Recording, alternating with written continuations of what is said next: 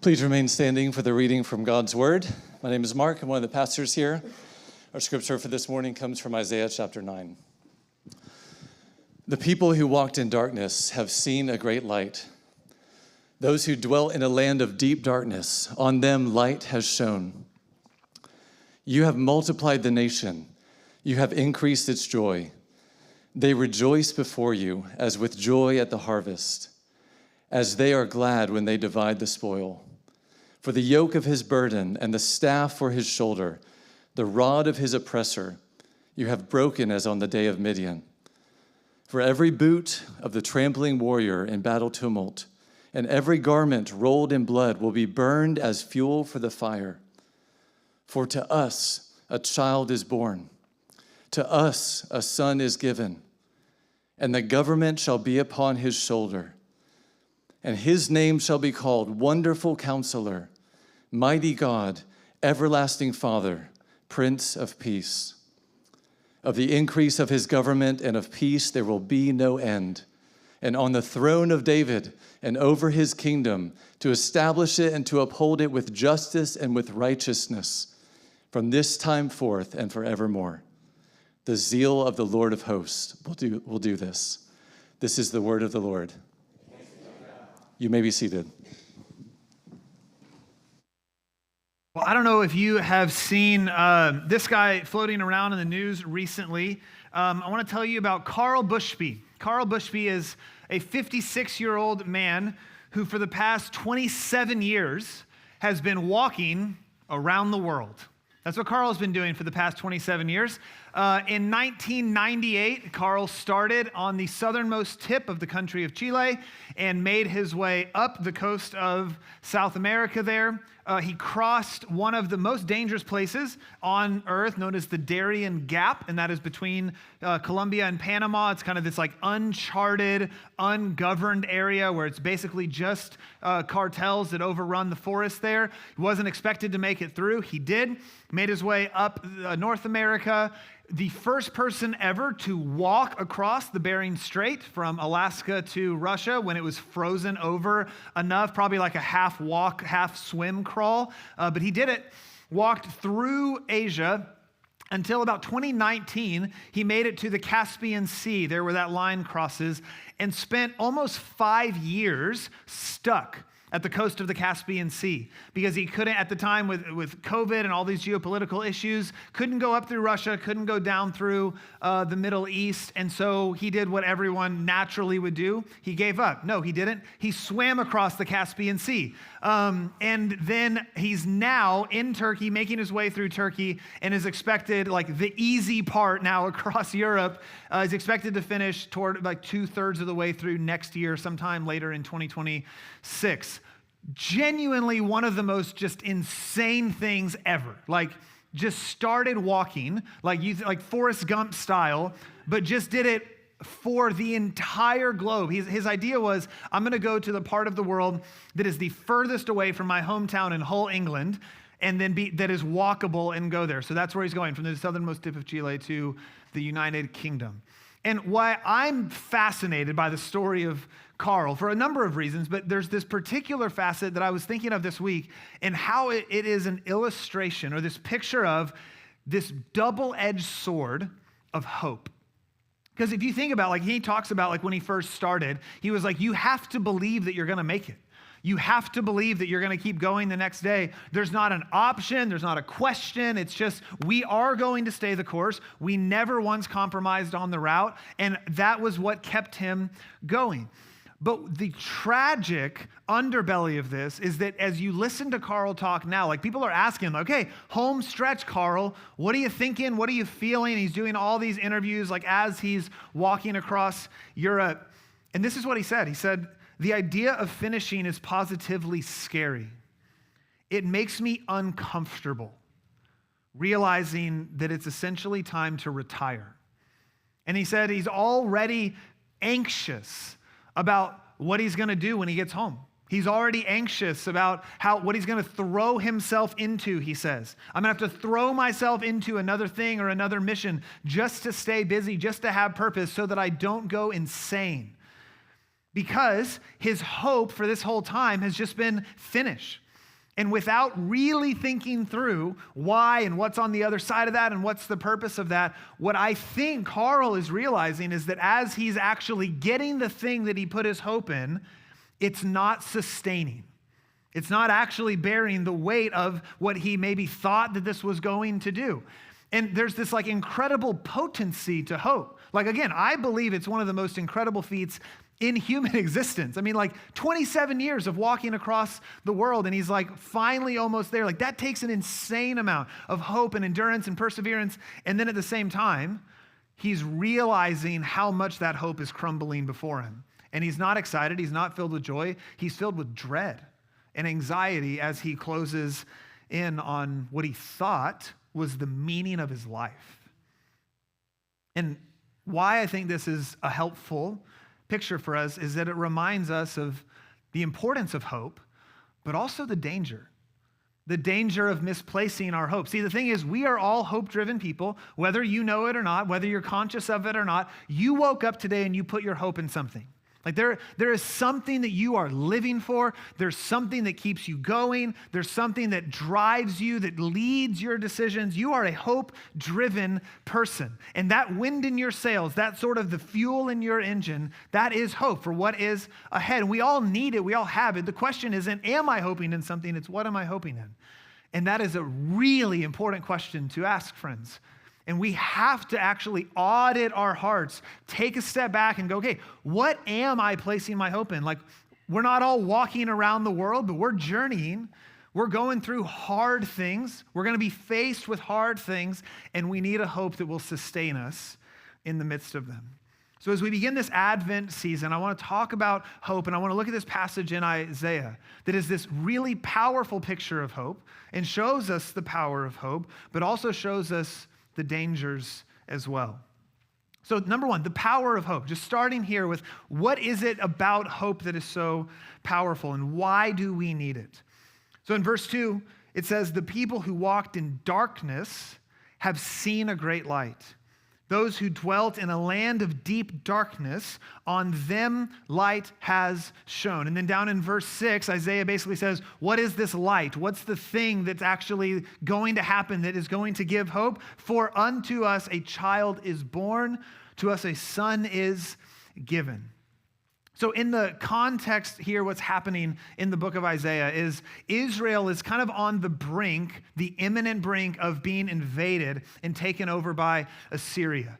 They've gotten into some like geopolitical alliances that were not wise. They have stopped relying on God, and they've turned to essentially Assyria for help and safety and sustainability. And God says, okay, you really want Assyria, you'll get Assyria. And Assyria is going to come in and actually overthrow you and oppress you and take over you. And they know that this is about to happen. And so this sort of invasion is looming on the horizon. And it's going to bring darkness, God says. Like this is going to be hard and bad. There's going to be real brokenness as a consequence of your sin and your idolatry. And this is not going to be good. But God, in his kindness, says, I'm going to leave you with a hope as well. And there's going to be a day when a son is born, a child is born. And in that moment, there will be light in the darkness. I mean, like I picture literally like the light at the end of the tunnel.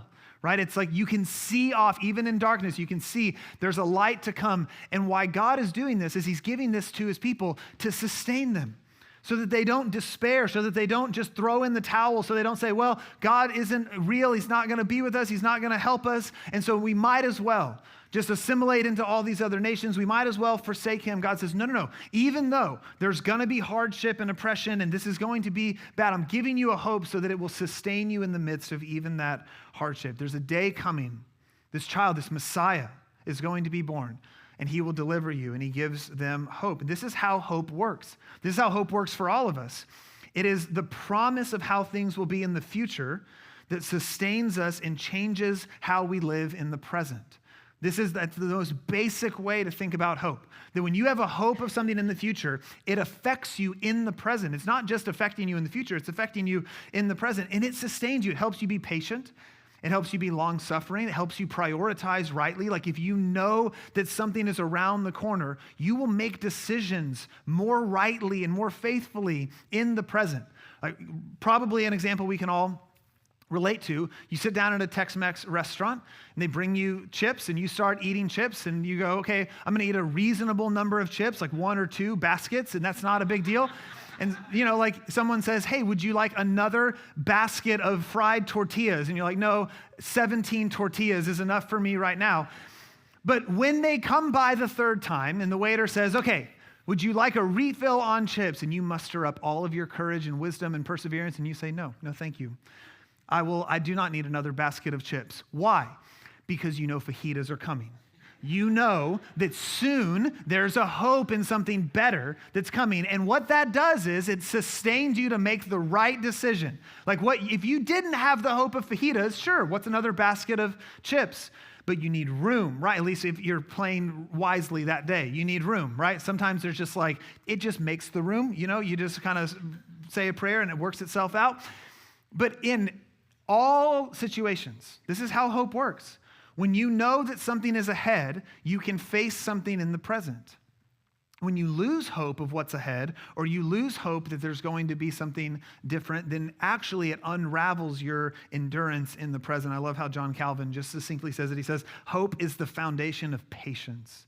That you can be patient and endure and long suffering in the present because you know of the hope to come.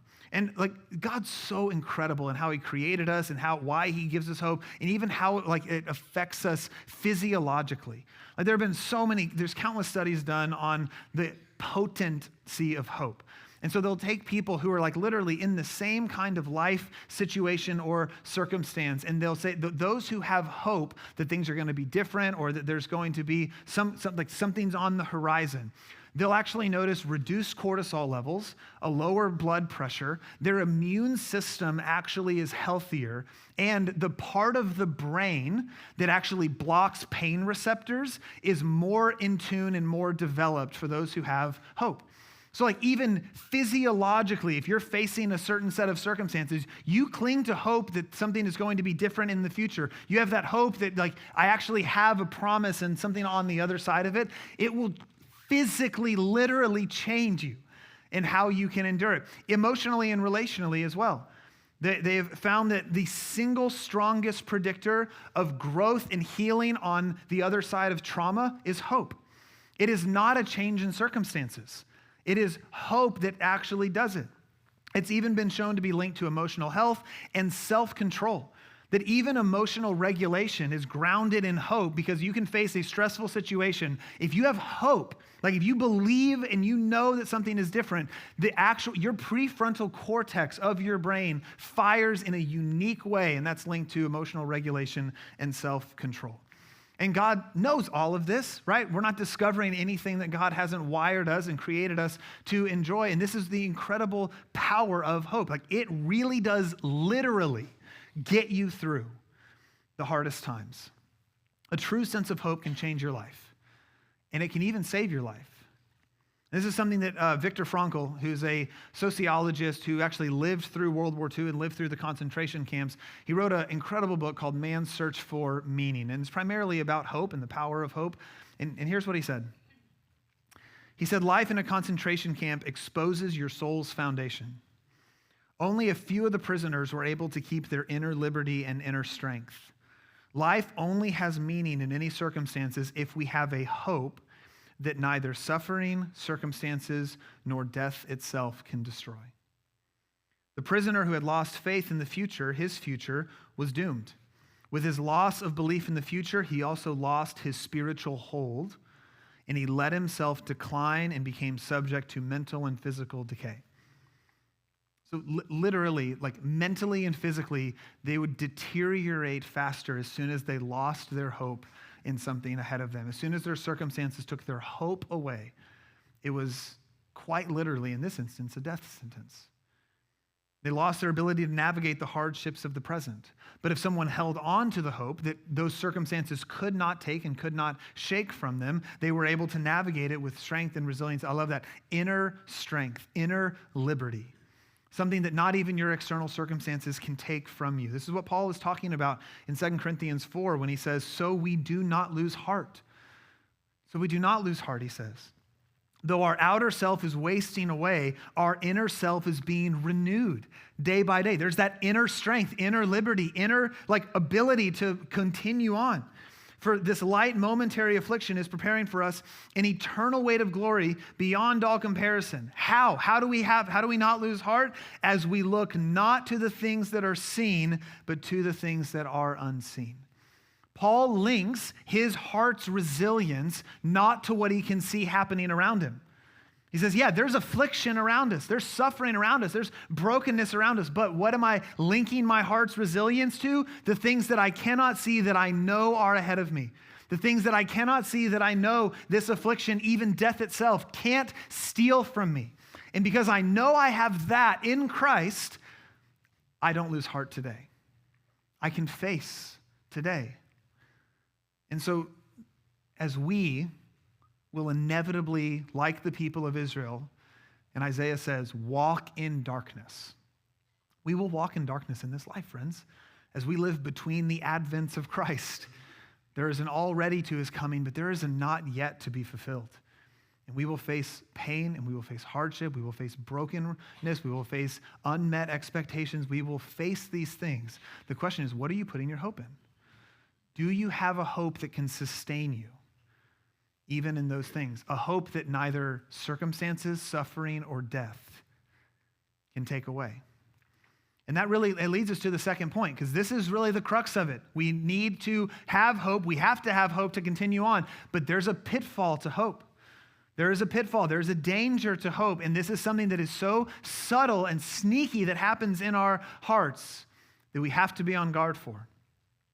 So in verse 7, it says, of the increase of his government and of peace, there will be no end on the throne of David and over his kingdom, to establish it and uphold it with justice and righteousness from this time forth and forevermore. I highlighted those words in the verse because these are words that were misunderstood and misapplied by the original audience, and really for the people of Israel for a long time. When they heard this prophecy, they had a very set and narrow definition of what Isaiah must have meant by these promises. Because some of it's reasonable. Like, we can kind of be patient with them a little bit and understand that as they were facing invasion from Assyria, they're facing military, political problems, military, political oppression. And so when Isaiah makes this kind of a promise, it says, hey, there's going to be a child born, the Messiah is coming, and he will establish his government, his throne. He will be king. It's his kingdom.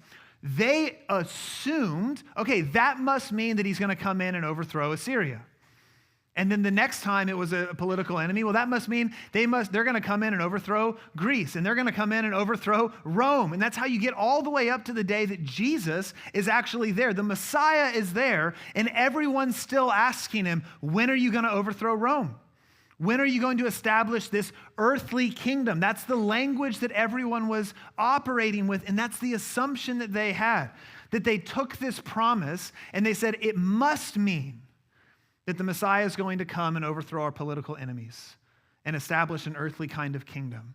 And this thread ran through the people for so long. And one of the most tragic things about the Gospels is how you have Jesus, the Messiah, who's actually there and he's shown up. And instead of being a source of joy for everyone, he's a source of division and despair and conflict and anger. Why? Because the people had decided what God's promises must have meant and what his faithfulness must look like.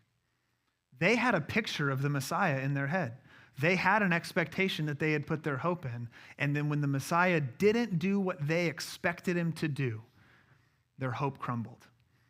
There's this scene on the road to Emmaus that the risen Christ, he's actually walking with a couple of the disciples. And it's this kind of like this amazing but kind of comical scene because he's concealed his identity from them in this moment. And he's the risen Christ. He's walking alongside and they're talking about all that just happened in that weekend in Jerusalem. And Jesus walks up to him. He's like, hey, what are y'all talking about?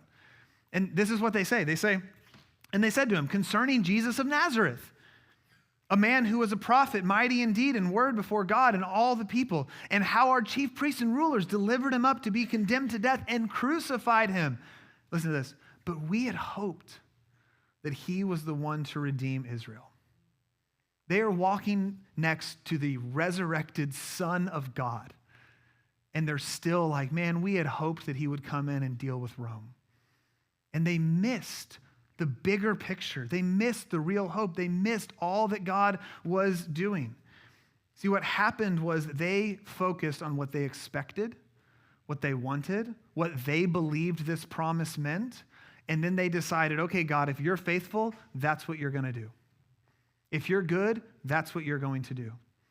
If you really are a promise keeper, this is what it will look like to fulfill your promise. And they put their hope in their own ideas of what God should do, or their desires of what they wanted God to do, instead of in God himself. And this, friends, is where we so often stumble into misplacing our hope. We know how hard it is to have a misplaced hope fail us. We do it all the time. We put our hope in even small, silly things. Like you coming home after a long day at work and you have this hope of what your evening's going to look like. Or you've had a long day with the kids and you have this hope of what your evening's going to look like. And you're like, they're all going to go to bed first time obedience. They're going to just glide into bed with prayers and kisses, and it's going to be amazing. And then they're going to drift off to sleep, and we're going to kick our feet up, and we're going to have our hot tea, and it's just going to be, oh man, I cannot wait for this evening. And then all of a sudden, like, you get that calendar alert. It's like, oh, you have that dinner with the family. And you're like, oh man, I didn't expect that to happen. And all of a sudden, it's not that it's like a big deal. It's not like it's a hard thing. But if you have put your hope in what you expect something to look like, it can feel like a gut punch. And it can feel like it pulls the rug out from under you. And man, this time of year, it's a trap for this. Like, we put so much weight on this time of year, just kind of like bolstering our joy. And it's kind of distracting us from the realities of life. We go, okay, well, if we have enough of the holiday spirit, then maybe that'll like fill us with enough. And we put our hope in that. And a misplaced hope can be really dangerous. I want to read another quote from Viktor Frankl. And this time he's continuing on, not just about the power of hope, but what happens when you misplace it. Listen to this. He says, the death rate between Christmas, 1944, and New Year's, 1945, increased in camp beyond all previous experience.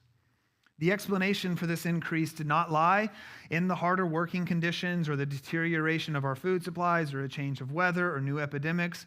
It was simply that the majority of the prisoners had lived in the naive hope that they would be home again by Christmas. And as the time drew near and there was no encouraging news, the prisoners lost courage and disappointment overcame them. And notice, like, this is the same guy who's saying, no, you absolutely have to have a hope. And what's the difference?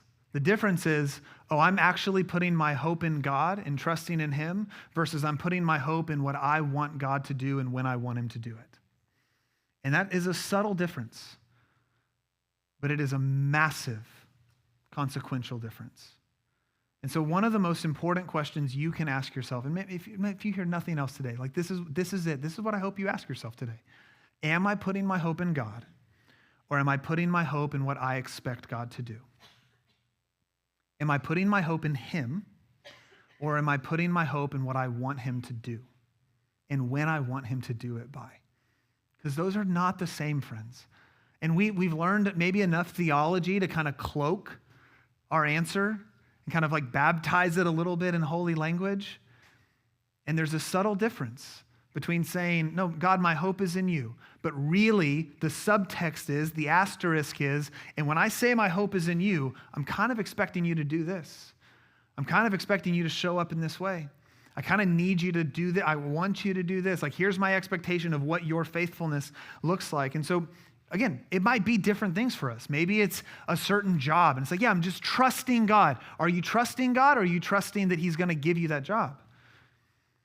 Maybe it's a certain relationship. Like, I'm just trusting in God. My hope is in God. But obviously, now that I've put my hope in you, God, you're going to give me that relationship that I want.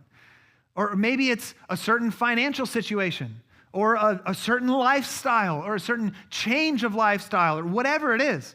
God, if I've put my hope in you, wink, wink, you're going to do the thing, right? And that's what the people were saying. They're like, okay, God, you promised a child, a Messiah, to be born, and you said government and kingdom, so get in here and overthrow Rome. And they missed it. They missed what actually God was doing. And we put our hope in certain things that we expect from God. What we're doing is we're putting our hope in our ideas of what God should do and then just sort of treating him like a genie to make it happen. And this is a recipe for frustration and resentment and disappointment and despair. Because what happens is we say, okay, God, I've put my hope in you. And then we have this expectation, God, that this is what you're going to do. And when he doesn't do it, we think God has somehow failed. When in reality, God was like, no, I never said I was going to do that. I asked you to trust me, but I have different plans. I have a different timeline. I have a different outcome. No, I didn't promise that I would do what you wanted me to do. I promised that I'd be good. I promised that I'd show up. I promised that I was at work. I promised that I'd be God and you don't have to be. But with that comes incredible surrender. So are you putting your hope in God, or are you putting your hope in what you want God to do? Hope is powerful and we need it, and there is a danger in misplacing it. So how do we then find the path to real hope? And that is where the last verse of this shows us. What is the path to a real kind of hope that can sustain us? Isaiah says, as he concludes this passage, the zeal of the Lord of hosts will do this. The zeal of the Lord of hosts will do this. That word for zeal is the Hebrew word kinah. It means jealousy, passion, ardent love, a zealous kind of love. And this is what Isaiah is saying that his confidence is in. He's saying, I see the love that God has for his people. This kind of zealous, all passionate, all consuming love. And I see that love, and so I know that God is going to do this. I don't know exactly what it's going to look like. I don't know when it's going to happen, but I know God's heart, and therefore I know he will act. Isaiah is sure that God will save and deliver, not based on what he sees happening around him, not even on what he expects God to do, but on what he knows about God's heart. He knows God's heart for his people. He's seen how God has time and time again delivered his people. He's seen how God has proven his faithfulness. He's seen how he has shown his love. And now in the midst of uncertainty, he can't see exactly how things are going to work out, but he has hope still. He has assurance. He has confidence. He can end his prophecy with this, the zeal of the Lord of hosts will do this. Why? Not because I know how it's going to happen, because I know who God is.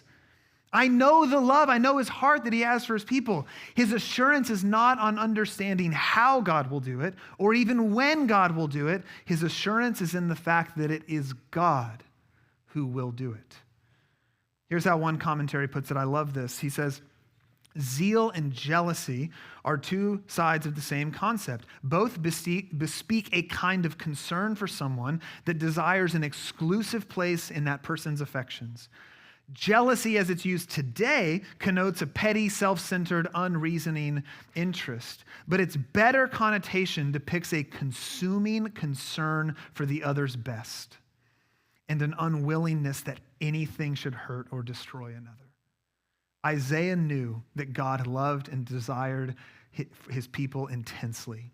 He could not adopt a blasé, disinterested attitude toward them. That being so, the prophet was confident that God would not react casually to the bondage which he knew would be the result of their drift from one false lover to another. No, he would not rest until in the power of his holiness, he had restored them to himself and given them that kind of government which would allow them to find themselves in him. I'm going to sum all that up with this on the screen. Isaiah's hope wasn't in what he wanted God to do. It was in who he knew God to be. Isaiah knew this is who God is. This is who God is down all the way to his core. This is God's heart for his people. And so I don't know when this child's going to be born. I don't know when it's going to look like, but I know this, the zealous love of the Lord of hosts will do this. Isaiah knew God's character.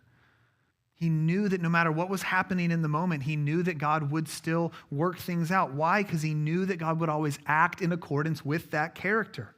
God couldn't act otherwise. He looked at who God had proven himself to be, and then he put his hope in that. And this is where those of us who are on the other side of the first advent of Christ, the birth of Christ, those of us who are looking back at Christ's first arrival, we have even more reason for assurance and confidence to say, yeah, the zeal of the Lord of hosts will do this. Because in the birth of Jesus, we have definitive proof of the heart of our God. We have definitive evidence of the kind of God that we are putting our hope in. You look at the birth of Jesus, and what do you see? You see a God who cares enough about the plight of his people, who cares enough about the brokenness of this world, not just to kind of do something about it, but to take on flesh, to become like us, and to enter into it. And not just to suffer with us, but to suffer for us innocently, to deliver us from sin and death and the curse of our sin. That is the heart of God toward his people. You see a God who keeps his promises. I mean, thousands of years of waiting. The people of God were like, where is he? And then Jesus was born. And so maybe it didn't happen in their timeline. Maybe it didn't happen when they expected it to, but God proved, I will show up. I am not disinterested. I'm not aloof. I'm not casual about this whole thing. I know what you're going through. I care about what you're going through enough to enter in and go through it myself. That is the heart of God for his people. That is the zealous love of God. So when Isaiah says the zeal of the Lord of hosts will do this, we get to look back at when he has done it a first time and say, yeah, we know for sure. It doesn't mean that we understand how everything's working out. It doesn't mean that God's going to do things on our timeline. It doesn't mean that we know how all the dots are going to connect. It doesn't mean we know when Jesus is coming back. It doesn't mean that we know how he's going to set things right. We don't know. There are a lot of questions that we don't know the answer to. We don't know how. We don't know when. We don't know why. We don't know why God lets certain things happen. What we do have the answer to is who. We see who God is. When you look at the birth of Jesus and you look at the person and the nature and character of Christ, you know what you see? You see God incarnate, veiled in flesh, the Godhead see. Hail the incarnate deity. If you want to know the kind of God that we serve, if you want to know the kind of God that you can put your hope in, you look to Christ and you can actually see him. You can see his love. You can see his concern. You can see his nearness. You can see his glory and his holiness. You can see how he responds to the pain and the suffering and the sin of his people. You can see his forgiveness, his grace, his compassion. That is who we see. I love this from Alex Moitier. He wrote a commentary on this very passage, and here's what he said. He said, faith is not a leap in the dark, it's a leap into the light. And I will remember that one. Because he's saying, yeah, there's a component to where you're leaping. You're not on your own feet. You're not trusting your own footing, your own feet. You have to leap. But we often go like, oh, it's this blind leap. It's blind faith. I'm just leaping into the dark here. No. God has shown you who he is for you to leap into him. It's not a leap into the dark. It's a leap into the light. So you look at the light of Jesus on full display. You see who God is. You see his love. You see exactly how he feels about you and how much he cares and what he's willing to do for your good and your joy. And you may not be able to see God's plan, but you can see God himself. We may question when God will act, how he will act, why he allows certain things, but we no longer have to question who this God is in whom we trust. Charles Spurgeon said, God is too good to be unkind, and he is too wise to be mistaken. And so when we cannot trace his hand, we must trust his heart. Friends, I know it's hard. It's really hard to see certain situations and not be able to trace God's hand. It's really hard to look at it and go, well, God, I need you to kind of do this, or I'm expecting this, or can I at least have an answer on this? But what you can trust is his heart. Because he's proven it to you. He's shown you it. In coming to us in the person of Jesus, he's shown us exactly the kind of God that he is. He's shown us his heart toward us. And so we can trust his love. We can trust that he cares. We can trust that he wants our joy. It may not be on his timing or on our timing. It may not be our way, but the zeal of the Lord of hosts will do this. And so here's just what I want to leave you with today. There's something, for all of us, this is always true, for every single day, you will wake up and you will put your hope in something that cannot sustain you. What is that today? What is the Lord asking you to surrender and lay down in exchange for a hope that can actually sustain. Because it's so sneaky, it's so subtle, friends. We go, yeah, God, my hope is in you. And what we don't pause long enough to realize is that what we're saying is my hope is in you doing X, Y, or Z on this timeline. He may not. But that's not a hope that can actually sustain us anyway. That's basically just placing our hope in ourselves. So instead, what would it look like to say, Lord, whatever this situation is, I give it to you. I give you the timeline. I give you the expectations. I trust you. I surrender to you all that I have put in the desires that I want you to show up and act. God, I'm still going to ask. I'm still going to pray. But God, I'm not putting my hope in you doing certain things a certain way on a certain timeline. I'm putting my hope in you. God, because you've shown me who you are. You've shown me your love. You've shown me how you move toward us. You've shown me the kind of God that you are. So God, I will put my hope in you instead. Don't put your hope in what you think God should do. Put your hope in who God has proven himself to be. Let's pray.